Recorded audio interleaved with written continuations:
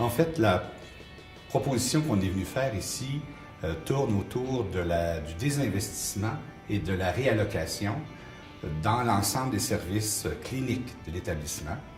Donc, on examine à partir des données probantes, particulièrement issues des sociétés savantes américaines, comment on pourrait questionner la pratique clinique pour amener avec les cliniciens une réflexion qui nous permettrait de désinvestir un certain nombre de montants à l'intérieur de certains services et de les réinvestir dans les mêmes départements, mais dans d'autres services qui, eux, correspondraient entièrement à de nouvelles données probantes de la science.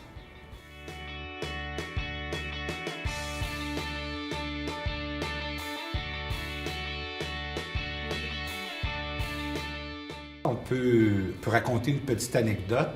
Les anesthésiologistes de notre hôpital voulaient avoir une augmentation de ressources dans la clinique de la douleur. Malheureusement, le budget ne le permettait pas.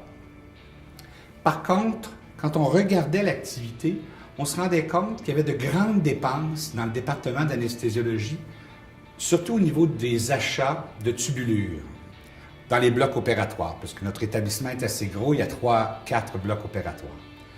On a challengé les anesthésiologistes à regarder s'ils ne pouvaient pas réduire le nombre de tubulures, la variété de la tubulure. Il y en avait une trentaine de variétés. Ils ont ramené ça à 4, 5 ou 6 sortes. On a pu faire un nouvel appel d'offres. Et cet appel d'offres-là nous a permis une économie récurrente de 300 000 $ qu'on a pu réinvestir dans la clinique de la douleur. Un exemple tout simple de ce type de contribution, désinvestissement, réallocation